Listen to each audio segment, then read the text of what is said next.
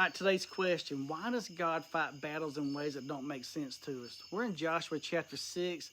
Jericho's walls are high, they're thick, they're locked tight, and from a human standpoint, there's no way Israel can take this city. But God's battle plans don't look like ours. Instead of battering rams and catapults or ladders, God tells Israel to march around the city once a day for 6 days, then 7 times on the 7th day. And then they got to blow the trumpets, they got to shout, and the walls will fall. Now let's be honest, that sounds crazy. If you were one of those soldiers, you might have thought, we crossed a river on dry land just to play the marching band around this wall. But that's the point. God fights in ways that strips away human pride.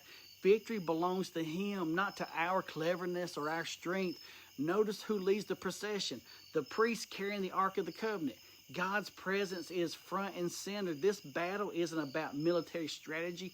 It's about worship and obedience. Faith is trusting God enough to obey even when it don't make sense. Hebrews 11:30 says, by faith the walls of Jericho fell after they had been encircled for 7 days. The power wasn't in the marching or the shouting. The power was in the God who promised. Here's something most people miss. When the walls fell, everything in Jericho was devoted to destruction except Rahab and her household. Remember that scarlet cord back in chapter 2? That cord marked her house for mercy. In the middle of judgment, God showed grace.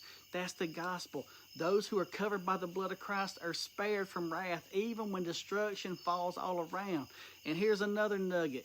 Jericho was the first city in the land, and God commanded that all its silver, gold, and treasures go into His treasury. Why?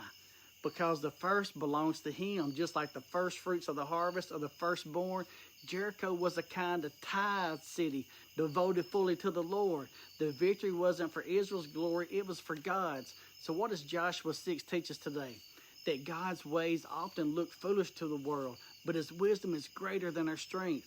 That faith means obeying even when we don't understand, and that salvation is found under the scarlet covering of Christ, while judgment falls on those who reject Him. So why does God fight battles in ways that don't make sense to us? To remind us that the victory is His, the glory is His, and mercy is His to give. So keep reading your Bible and don't be dumb.